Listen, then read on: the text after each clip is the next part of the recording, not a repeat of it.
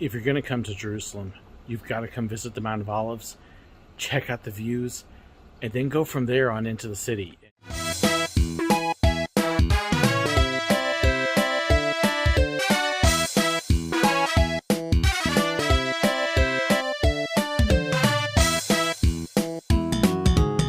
So for many people, when they come to Jerusalem, the very first place they actually start is at the Mount of Olives. In fact, if you go on a tour group, that's probably where you're going to start, is the Mount of Olives, because the view of the city is spectacular.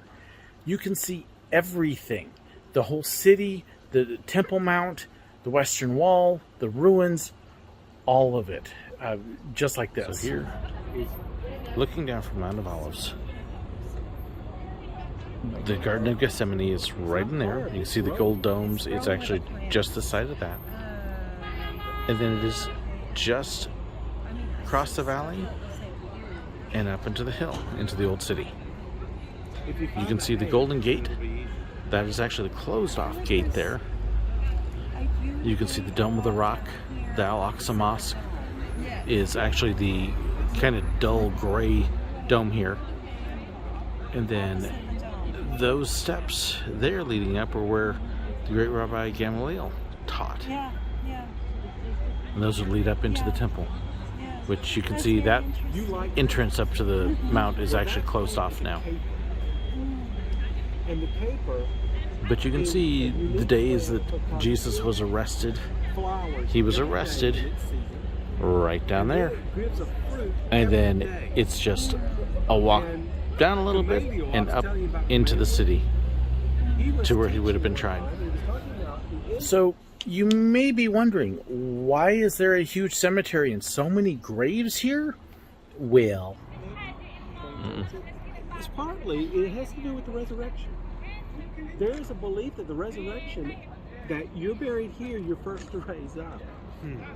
And so these people want to be the first to raise up. After admiring the view on the Mount of Olives for a while, we decided to walk downhill. Gethsemane's down at the bottom, and there's some significance to this walk. This path that we're going to walk down would have been the same path that Jesus rode down on the donkey when he came into the Jerusalem on the triumphal entry. He would have rode down this path and into the Golden Gate, which is straight ahead. We did stop along the way at the Dominus Flevit monastery. The view here, again, is amazing, but there's also some significance and a couple neat things to see here on the way down. Now the ossuaries, this is also called a bone box.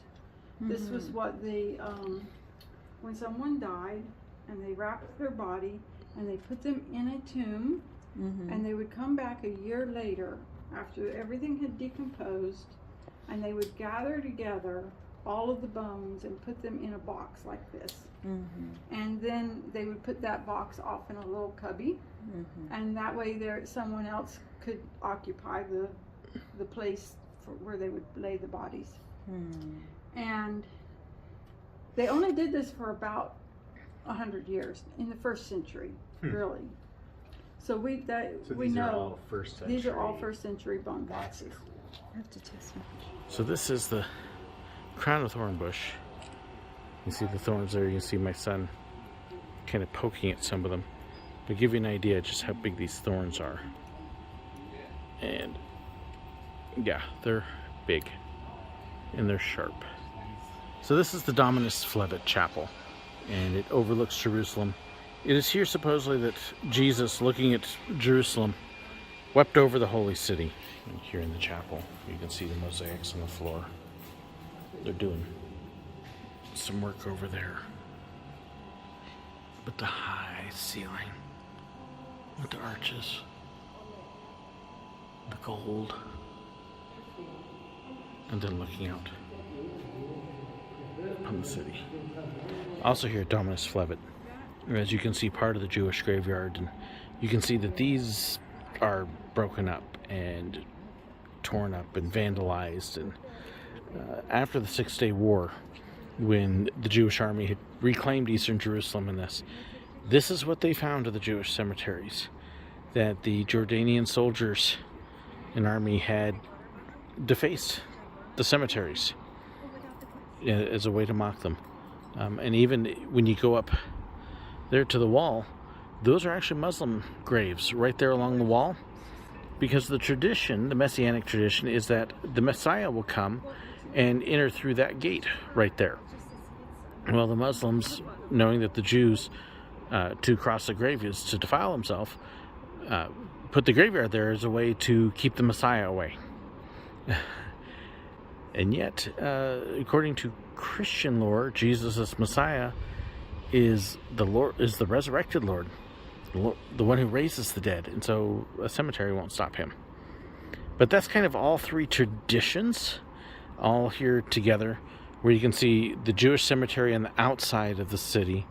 You can see the Muslim cemetery there, really set up to defy the Jewish people, and then what they believe will happen. This is the Valley of Gehenna, which in Jesus' time, this is where they would dump all their trash, and was continually burning. It was always on fire, always wretched. Going back to the pagan past, this is where they would sacrifice their children. So when they talk about Gehenna in the Bible, or hell, they're referring to this as the place of eternal fires and garbage and torment. That would be the reference. And after we'd stopped there for a little bit, we finished the walk down to Gethsemane. And this is just amazing. Some of these olive trees here date back a couple thousand years. Yeah, there's a couple trees in this garden that may have seen Jesus. That's a thought. Shoot a little. Look over there.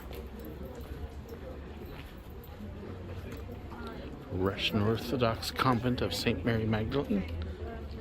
That's the Gold Dome. We, however, are going to be coming over here. So this is the Garden of Gethsemane with the Church of All Nations. You can see the olive trees that are here, and many of these olive trees are hundreds, and some they believe may even be thousands of years old. You can see a couple of the larger ones that are there, and yeah, they've just been around. It's very possible that a couple of these trees were here at the time that Jesus was here in the garden. To give you an idea, again, this is the garden. We walked around just a little bit. We were over on that side. And as you swing around, this is the footpath. And there are the city walls. You can see the top of the dome up there. And then we're actually going to swing around here and come into the basilica.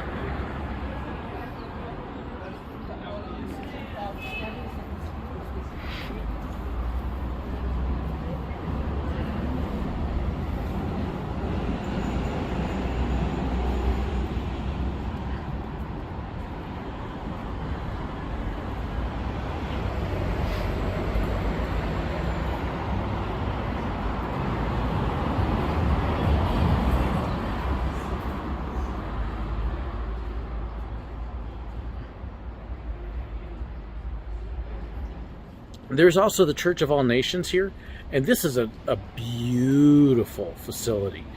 The church is just gorgeous.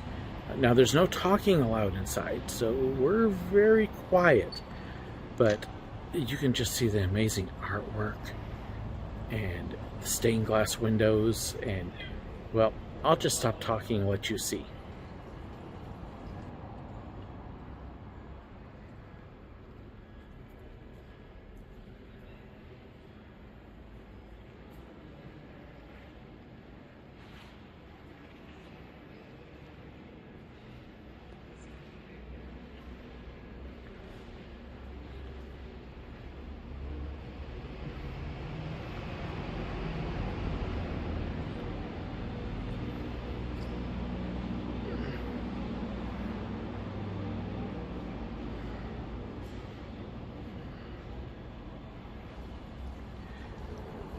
And then at the very front of this sanctuary is the stone that Jesus may have prayed at. Now, we don't know for sure, but you notice it's a slab. It's not a sitting stone or something like that. And the Bible, when you look at the original languages, when it says that he was travailing, it implies that he was flat out on his face, which would make sense with a stone like this. So this is very possibly where he prayed. It could have been where his disciples slept while he prayed, or it could have been just close by.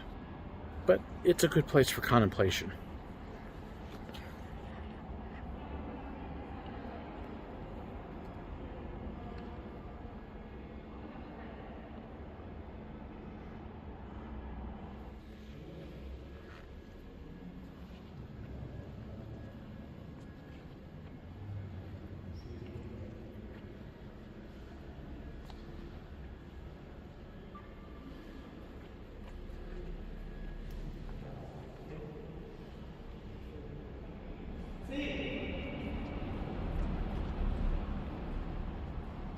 After some time there, we hopped over to a little cafe that was right next door, and Joseph got to practice his Hebrew. Don't say mama. Is that a Vav or a Yod? It's a Vav. Okay, cool. So, God, Say it again. I've got. No. Sometimes Ooh. the Vav Ooga. can make the No, vowel there's no sound. va in it. Oh, ooh. Okay, so Uga. What is that? Ooga. Ooga. Is cake.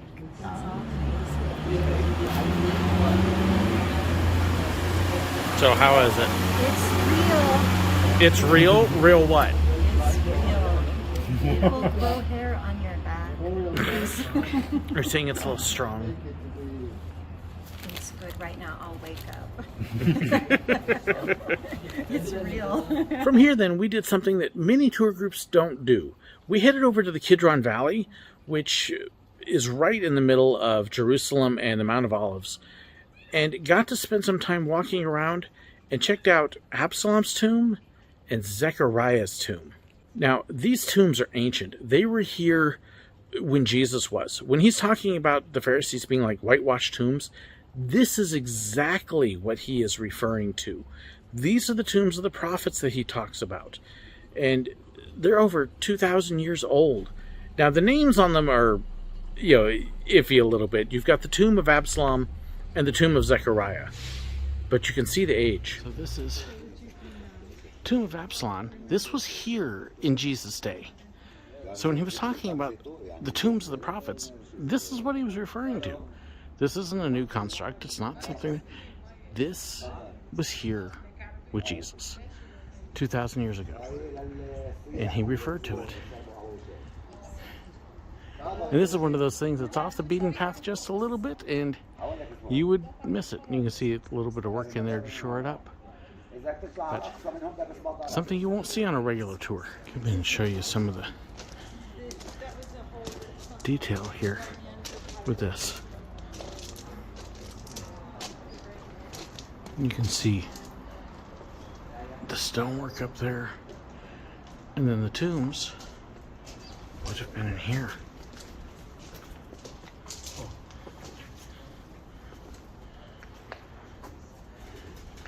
And as you look in, you can see there is one tomb. There is another one there. There's actually a third right there. Those are grave markers. Jewish. Stone is soft. And you see, you can dig into it. Oh, This there's is another above. cave. Above. Wow. Yes. Wow. You can see this is just carved. Reminds me of like Right. a tiny 1% of Petra, with it. No. Yeah, you're right. And again, this dates back. It was here when Jesus was. There's the very interesting discussion about tombs. Yeah, then because you see the for tomb most of us, we're like, Right underneath it. small Now, the tomb of Zechariah, there's various attributions of it to John the Baptist's father, to the prophet Zechariah. But what was really cool is when we were walking around, a gentleman that was working there came up and asked, well, do you want to go inside? do you want to go upstairs? Duh. So off we went to check out the inside and the upstairs portion, and the views. Oh my goodness. You can see we're here at the base of the Temple Mount.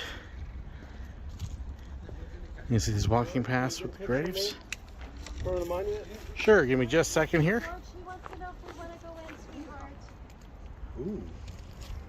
Yes. Yes. Thank you. And then you can see these. I've been here forever.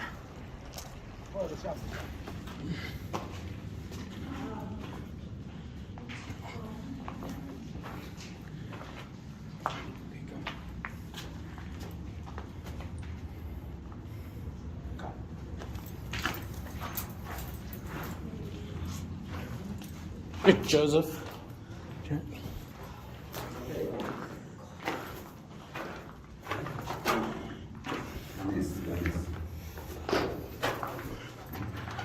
See.